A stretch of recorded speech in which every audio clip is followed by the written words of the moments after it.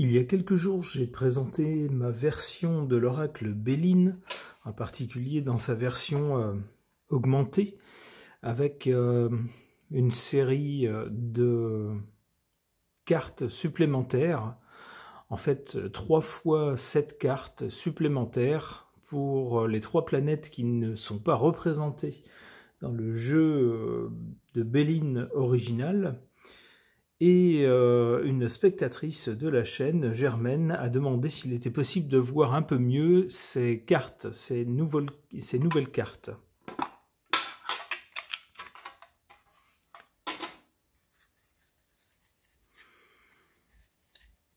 Alors, le jeu de Béline d'origine s'arrête avec la planète Saturne, qu'on voit ici. Il y a une série de 7 cartes. Voilà. J'ai donc ajouté ensuite la planète Uranus, ici. Cette planète est la planète maîtresse du signe du Verseau, auquel on associe souvent la couleur bleu cobalt, c'est-à-dire un bleu tirant sur le gris. Alors, quelles sont les caractéristiques de cette planète Uranus ?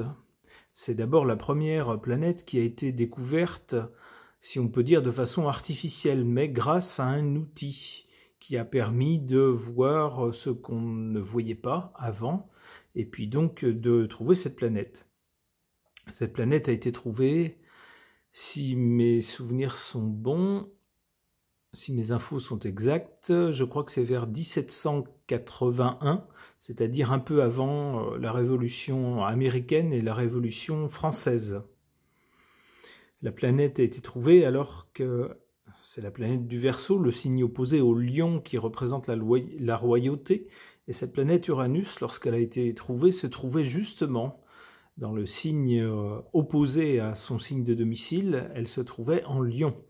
Et effectivement, c'est une planète qui a symbolisé une rébellion, une révolution contre des royaumes en France, et puis dans les colonies britanniques qui se trouvaient de l'autre côté de l'Atlantique.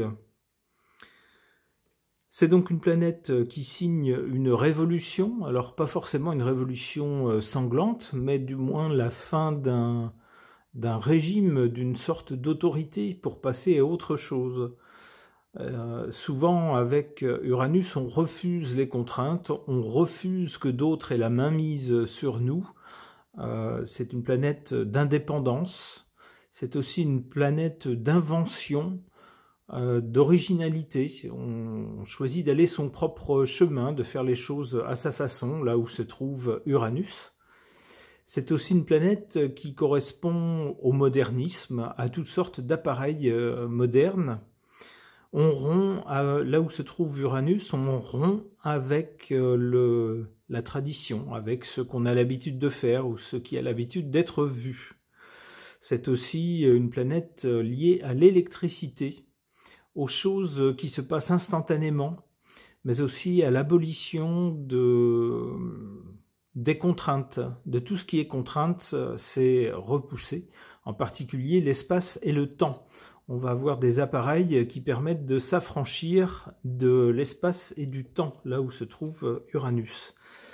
Alors donc, voici la série des 7 cartes liées à cette planète. Alors j'ajoute aussi que la planète, c'est la seule planète du système solaire qui tourne dans un sens qui n'est pas celui de toutes les autres planètes.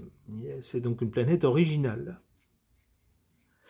Alors on a la Révolution qui montre un roi ici qui est laissé tout simplement tout seul de côté. Sa couronne est à terre et il est habillé de haillons. Il n'a visiblement plus le pouvoir.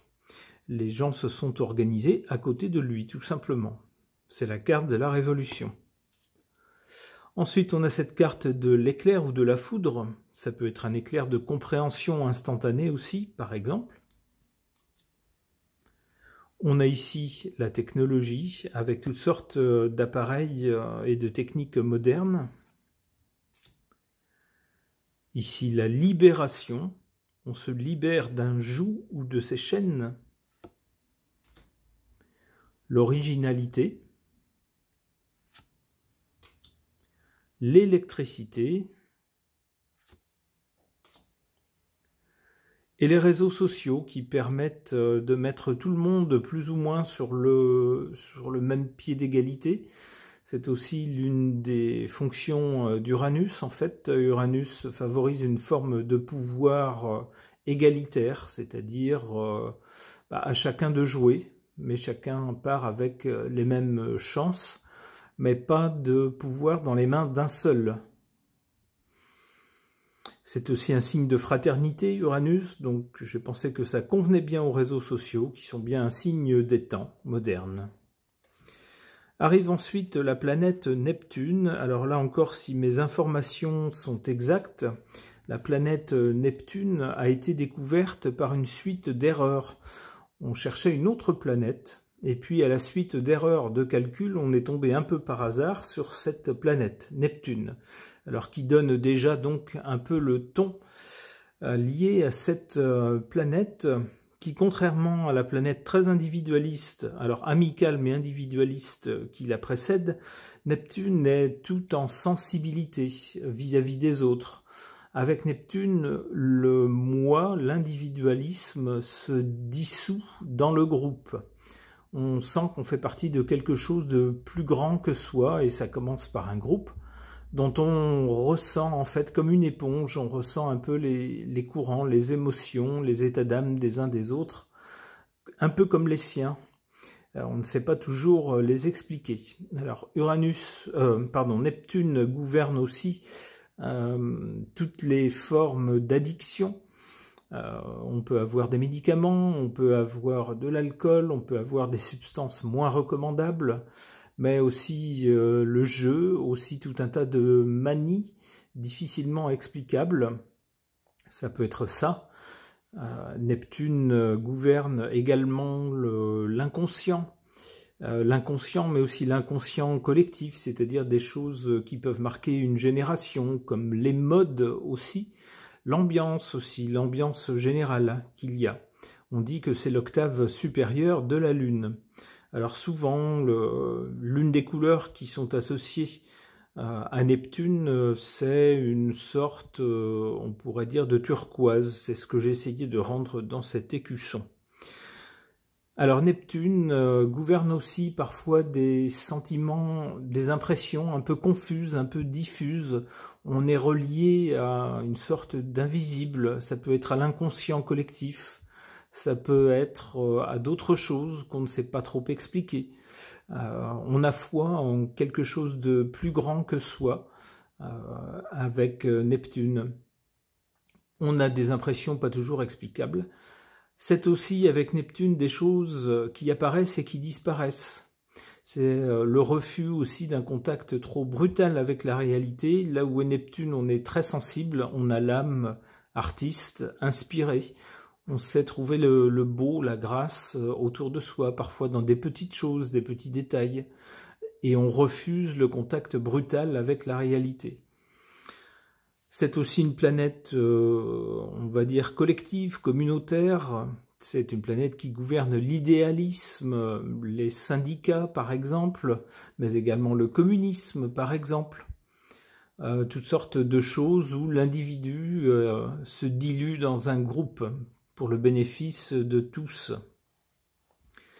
Alors donc, la première des 7 cartes de Neptune dans mon jeu, dans mon Béline, c'est le brouillard. On voit des formes indistinctes dans le brouillard.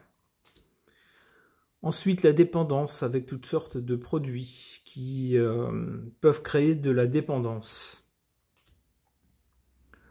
Ensuite, la dévotion à ceux qui souffrent, la dévotion à ceux dont on sent la souffrance et dont on se dit si je ne fais rien, je continuerai indéfiniment à sentir leur souffrance et c'est moi qui vais souffrir.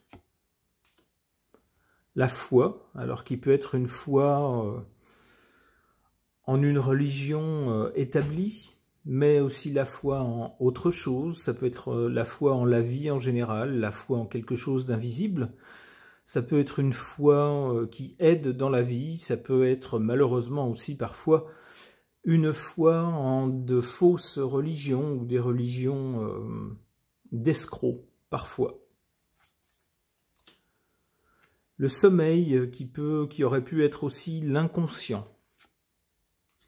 La poésie qu'on peut trouver parfois dans un petit moment un peu magique de la vie.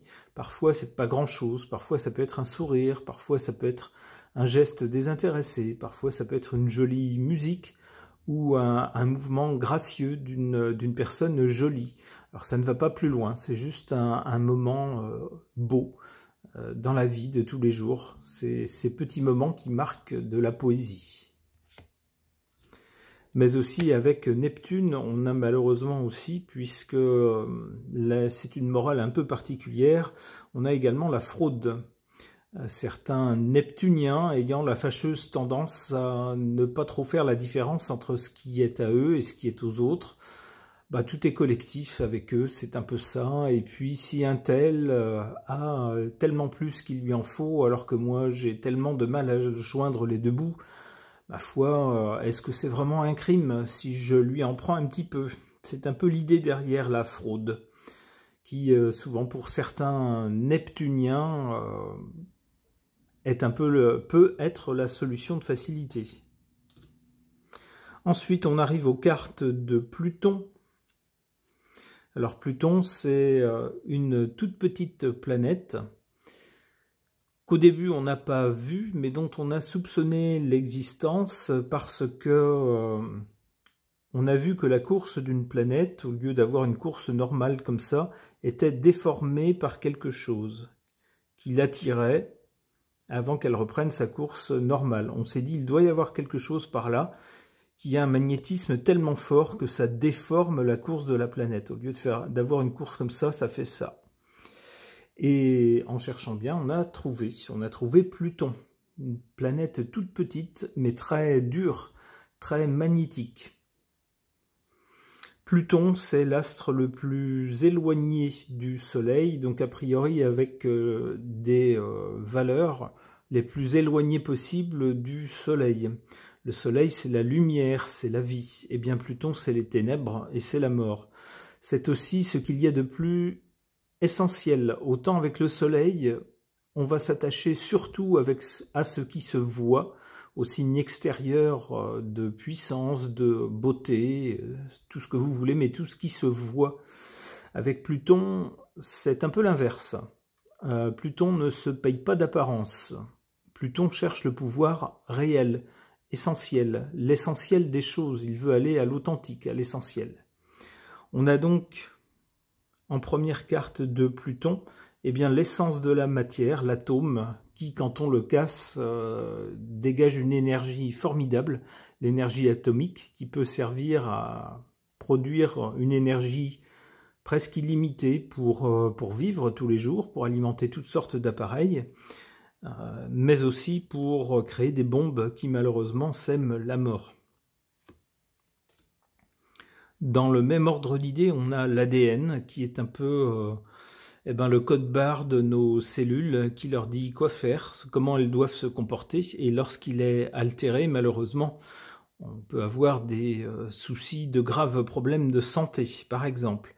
On peut aussi avoir ces dernières années ou ces dernières décennies des gens qui pensent pouvoir jouer avec l'ADN, peut-être dans le meilleur des cas pour en réparer les défauts et permettre à des gens de vivre sans maladie ou sans infirmité héréditaire par exemple, et dans le pire des cas malheureusement pour essayer de créer toutes sortes de monstres. C'est en tout cas la base de la vie.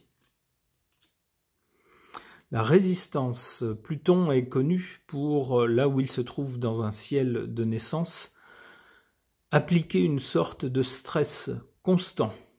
La pression monte, monte, monte avec Pluton, jusqu'au point où il est plus possible de résister et où le point sur lequel on applique une pression finit par lâcher. Mais Pluton donne également aux gens qui ont ces planètes fortes dans leur ciel de naissance, alors, un caractère souvent difficile, angoissé, quelqu'un qui refuse les apparences et qui qui a un tempérament justicier, ou qui défie les autres, par exemple, qui voit jusqu'où il peut aller. C'est pas un caractère facile. Et c'est aussi quelqu'un de tourmenté pour lui-même, mais c'est aussi quelqu'un qui a normalement la capacité de résister à la pression et qui est capable d'encaisser le stress et de se comporter comme si tout allait bien alors que les autres craquent autour de lui. On a donc un symbole de résistance. Pluton, c'est aussi une planète qui dit non, contrairement au Soleil qui dit oui, oui à la vie, oui au bonheur, oui à tout un tas de choses. Pluton, c'est souvent celui qui vient semer le trouble. Il y a une bonne ambiance entre les amis, et puis soudain, avec quelqu'un qui a Pluton fort dans son ciel de naissance, cette personne va sortir une réflexion qui va jeter un froid. Pourquoi? Parce que souvent, il aura dit une vérité qui n'est pas bonne à dire. Ça peut être ça. C'est aussi donc un symbole, Pluton, de résistance dans les cas compliqués. Pendant la guerre, par exemple, les gens qui avaient Pluton fort dans leur ciel, alors certains ont pu faire partie malheureusement du mauvais côté et participer à l'extermination d'un groupe de gens. Les autres ont pu entrer dans la résistance et dire non, je refuse ce monde-là, je refuse cette attitude-là, je refuse ces actions-là. Pluton, c'est aussi le pouvoir des greffes de la vie qui repart après parfois des changements ou des altérations. C'est un pouvoir de régénération, de résurrection, on pourrait dire. D'où cette image d'une terre ravagée. Alors on ne sait pas trop par quoi, peut-être par un incendie par exemple, ça pourrait être ça, avec miraculeusement presque une jeune pousse bien verte qui reprend vie. Pluton, c'est aussi dans le domaine personnel tout un tas de peurs, d'angoisses, de choses irrationnelles qui peuvent hanter l'esprit des gens. C'est aussi la peur qu'on va distiller auprès des autres, avec des tas de sous-entendus terrifiants dans ce qu'on peut leur dire. On pourrait dire par exemple à quelqu'un tu vois, tu as fait telle chose, voilà, tu aimes ta famille, eh bien fais bien attention, il ne faudrait pas qu'il leur arrive un accident, ça serait trop bête. Vous voyez ce genre de sous-entendu terrifiant, eh bien c'est un peu l'apanage de Pluton. Pluton, c'est aussi la planète dans l'inconscient de tout un tas d'instincts plus ou moins avouables. Et dans certains de ces instincts, on trouve aussi malheureusement la peur et la terreur. Alors, je vous parlais d'instincts, les voilà. Alors, vous voyez, si ces chaînes enflammées figuraient les bras et les jambes d'un être humain, on aurait ici, voilà, cet instinct-là, un instinct, on pourrait dire, de survie ou de quelqu'un qui aime la vie, par exemple. On aurait, entre ces chaînes-là, là où se trouve la rose, je ne vous fais pas de dessin, si ça figure un corps humain, vous imaginez bien à quoi ça correspond. Ces instincts-là existent aussi. On trouve ici un serpent et ici un couteau destiné à blesser. Peut-être, s'il est question de vie ou de mort, eh bien, à prendre le dessus et à s'assurer que celui qui meurt, ça n'est pas soi. Parfois, il faut attaquer avant d'être attaqué. C'est un peu le sens des instincts avec Pluton. Et puis enfin, la dernière carte, qui est typiquement plutonienne, c'est la fin de tout. Et ce jeu se termine par la carte bleue qui est également présente dans le Béline d'origine et qui clôt le Béline d'origine également. Alors j'espère qu'avec cette petite revue, Germaine aura eu le temps de voir un peu toutes ces cartes et j'espère que cette revue lui aura fait plaisir.